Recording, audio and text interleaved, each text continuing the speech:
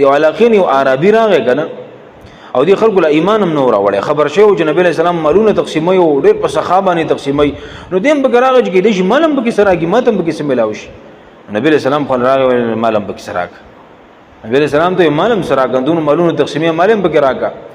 نبی صلی الله علیه وسلم ته فرمایل یو کند یو تو خو در په دې کند کې څومره غړي بيجي دی والله غونډه ته والا ولا ټول استاشو نه غز حیران شي چې دا څنګه خبره ده چې اوس ما ته وږي دا ټول غړي بيجي ته والا ټول کند ډګه غړي دا ول یا محمد اتهزأ بي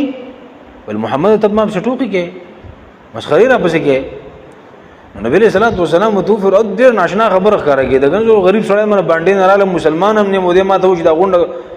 دې دغه کې دا څومره ناو کې څومره غړي بيجي دا غونډه ته والا نو نبی صلی الله علیه وسلم ته فرمایي ټوخي نه کوما ول صحیح خبره ده کوم چې دا ټول غړي بيزي ته وال نو دا غړي بيزي روانه کړی کنه خو دې شاته قتل چې واپس رانه والی که خبره لا به یقین درځ نو پر وته چې نشته را لزان لراغلو شاته قتل صحابه موږ ته قتل وي موږ په ځان لخندل چې دې ځوان ته وګوره د اوس یقین ناراضي نو دې شاته بار قتل چې نه شکر ابسرا شي واپس رانه والی نو چې دې کله لاړې کنه نو خپل قوم ته واجب تقریر ویلې د الله بندگان ول راشي مسلمانان شي یا قوم اسلموا ویل خلق مسلمانان شي فان محمدا يعطي عطاء لا يخشى الفاقه والمحمد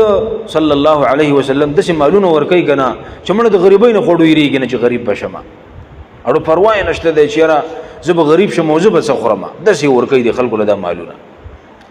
انس بن مالک رضی الله عنه د دې قصې نه روست بیا وی سړی به د نبی صلی الله علیه وسلم خو راغی او صرف د دنیا د حاصلولو اراده به وشه بس دنیا حاصله کما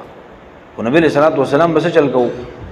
وی فما يمسي حتى يكون دينه احب اليه من الدنيا وما فيها نبی صلی الله علیه وسلم بوله دنیا ورکړه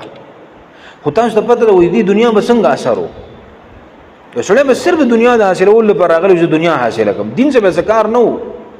او نبی علیہ السلام په دنیا دل ورکړه د مسلمانانو دنیا به ول ورکړه خو دې دنیا به څه عجیب پیدا وکنه چې لما خام شوه بنو او دا دین نه دا بو ته د ټولي دنیا او ما پیها نه غره او محبوب بیا تشمینه به د دین صلی الله پیدا کړي وا بیا به خیره جو چې دا مال می د پیغمبر نه ولې غسته خیره جو د ځان سره دا حکمت نبی صلی الله علیه وسلم ته الله پسړه کې دا خبر اچولې وا دین ګوره دا پیدم وروتله